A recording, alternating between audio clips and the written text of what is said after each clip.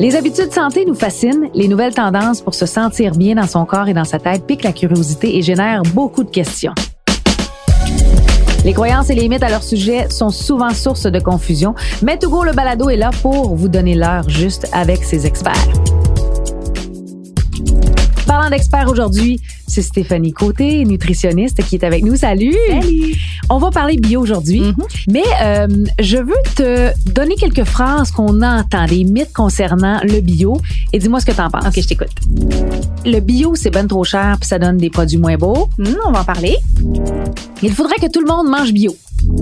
Manger bio, c'est meilleur pour la santé, c'est clair, pas d'OGM, puis d'hormones, puis d'affaires de même. On va faire le point. C'est comme ça qu'on va sauver la planète. Et finalement, Stéphanie, moi j'adhère au bio parce que j'encourage les produits locaux. Ça, c'est les phrases qu'on entend souvent. Intéressant.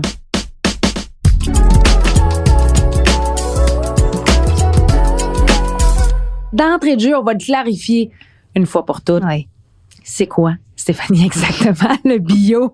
Même si on sait que ça fait partie de nos vies depuis longtemps, on se questionne encore. Oui, c'est un mot à la mode, mais manger bio, en gros, c'est encourager des méthodes de culture et d'élevage qui utilisent des techniques qui respectent à la fois l'environnement et les animaux. OK. Donc, si on mange des fruits, des légumes, des céréales bio, côté environnemental, on va utiliser des méthodes naturelles pour contrôler les insectes, pour fertiliser, par exemple, les sols. Il y aura pas d'engrais chimiques de synthèse qui vont être utilisés. Donc, vraiment, il va avec l'aspect naturel parce qu'on veut pas qu'il y ait de produits chimiques qui aillent dans les nappes phréatiques, dans les cours d'eau, dans le sol. Donc, ça, c'est une partie importante de l'agriculture bio.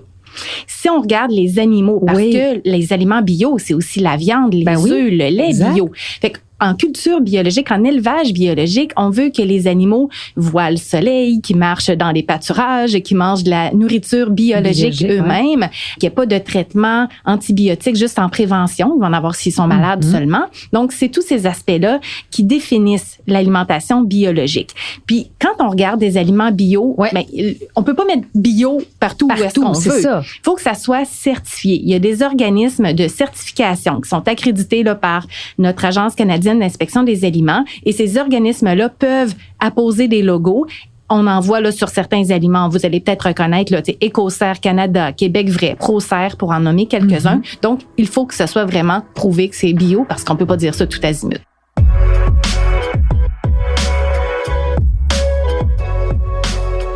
Est-ce que manger bio, c'est mieux pour la santé? Là, c'est une grande question. Oui, c'est une question complexe parce qu'il y a plusieurs éléments en jeu. Premièrement, quand on veut manger santé, un des mots-clés, c'est la variété. OK. Fait que si je mange toujours la même chose, si c'est bio, il va te manquer quelque chose. Il va me manquer quelque chose.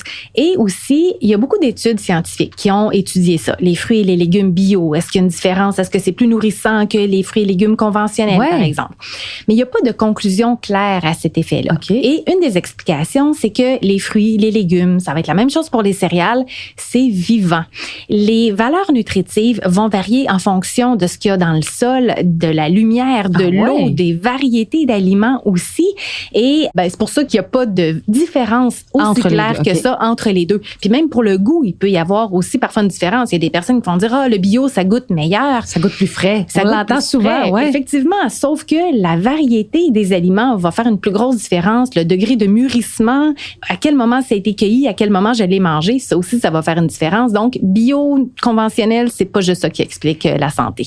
Ce qui est important de dire aussi, et que les études ne tiennent pas toujours compte, c'est que les personnes qui mangent biologique, souvent, s'ils sont attirées vers un mode d'alimentation bio, c'est aussi parce qu'ils ont des habitudes de vie en général plus saines. Fait qu'il y a un paquet comme ça de facteurs qui sont à considérer. Et puis, bio, c'est pas toujours la panacée parce qu'il y a des aliments ultra transformés bio aussi. Ah ouais? Ben oui, il y a plein de biscuits, il y a des chips, il y a du ketchup qui sont biologiques, là, avec des longues listes d'ingrédients. Faut vraiment faire attention, justement, regarder cette fameuse liste d'ingrédients-là. Oui, ça nous en dit beaucoup. Donc, c'est pour ça que bio, parfois, c'est très bon, mais parfois, il faut demeurer critique. En fait, c'est surtout ça. Je veux qu'on parle aussi des pesticides. C'est quoi la grande différence entre les produits bio au niveau des pesticides et ceux qui ne sont pas? Il faut savoir qu'on n'est pas en train de s'intoxiquer avec des résidus de pesticides quand on mange conventionnel. Okay. Ça, c'est important de le dire parce qu'il y a des mesures, il y a des analyses qui sont faites régulièrement sur des fruits et des légumes que l'on récolte ici, que l'on reçoit aussi, qui sont importés.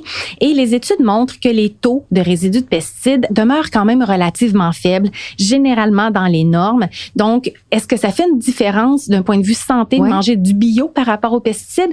Ça, ce n'est pas clair. Et ce qui est important, surtout de retenir, c'est que des fruits et des légumes, là, qu'ils soient bio ou conventionnels, ils vont avoir plus d'effets positifs sur notre santé que de risques potentiels. Donc ça, c'est vraiment la conclusion pour le mangeur. Maintenant, pour les travailleurs, ça, c'est autre chose parce que c'est sûr que quand on produit des fruits et des légumes en grande quantité dans les champs, qu'est-ce qu'on utilise comme produit? Si c'est des produits chimiques de synthèse, des pesticides en grande quantité ou quoi que ce soit, c'est sûr que ça peut affecter la santé des travailleurs. Bon, il y a des bonnes pratiques quand même au Québec, au Canada qui sont faites. Ça varie dans le monde. Mais c'est sûr que les travailleurs, par exemple, qui travaillent en agriculture biologique, sont moins exposés aux pesticides. Et en ce sens, ça, c'est quand même très bénéfique. Intéressant.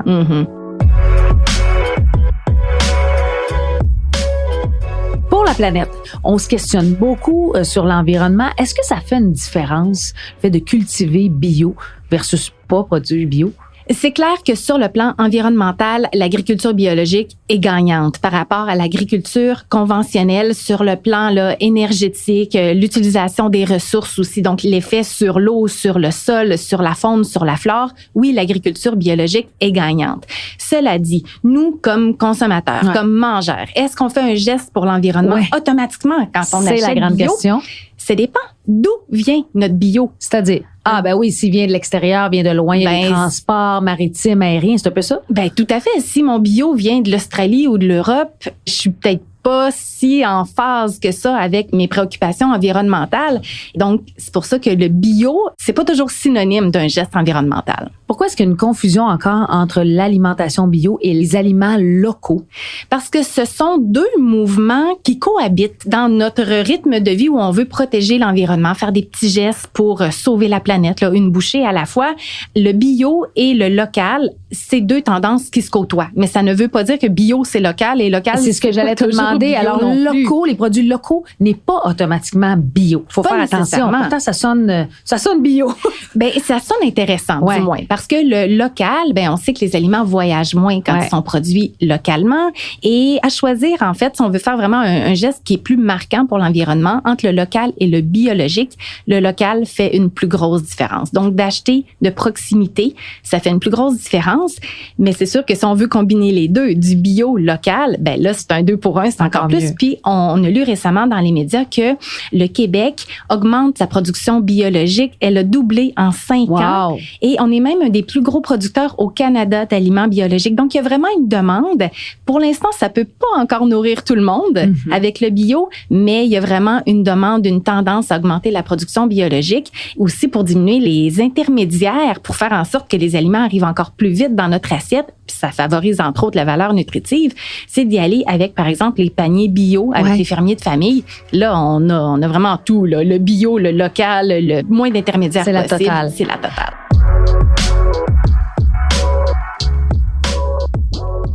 En même temps, Stéphanie, on le sait, on le remarque, il y a une différence de prix avec le bio. Est-ce que c'est un investissement qui vaut la peine réellement avec tout ce que tu viens de nous dire?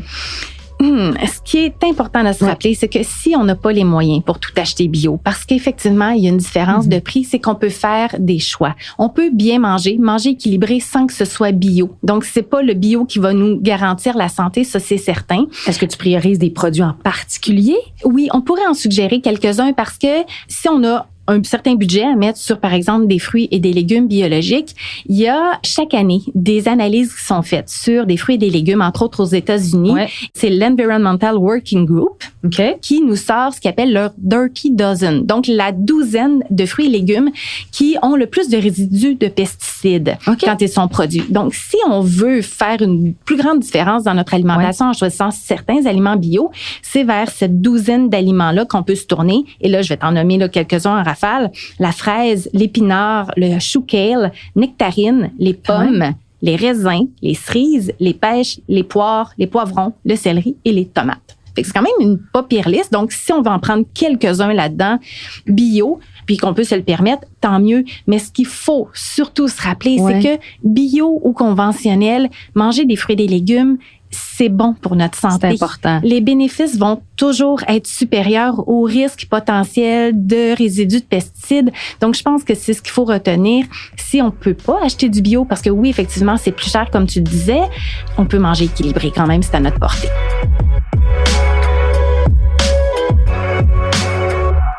Stéphanie, est-ce que tu as des trucs pour nous concernant le lavage de nos aliments? Je sais qu'on a un réflexe maintenant de les laver davantage, mais est-ce que c'est important de le faire? Ben pour réduire un petit peu plus la teneur en résidus de pesticides, oui, ça peut faire une petite différence de laver, parfois de brosser aussi avec une petite brosse à légumes, les fruits et les légumes. Okay. Puis certains, ben on va les peler. De toute façon, tu sais, on pèle naturellement plein de fruits, mais parfois, si on n'est pas sûr de nos pommes, ben oui, on peut les peler. Mais je pense que déjà les laver, les brosser, ça peut faire une petite différence.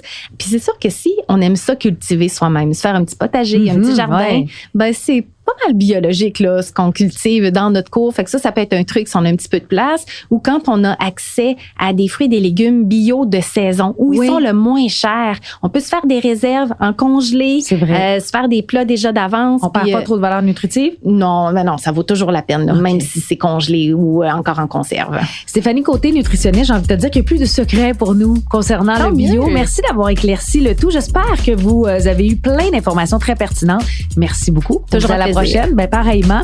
Et d'ailleurs, on vous invite à vous abonner à Togo pour ne rien manquer via le site montogo.ca, Apple Podcast, Google Podcast ou Spotify ou encore Cube. Puis on se donne rendez-vous bientôt pour un autre sujet tout aussi passionnant. Et je vous rappelle, ce balado est une présentation de montogo.ca, des habitudes santé que vous aimerez.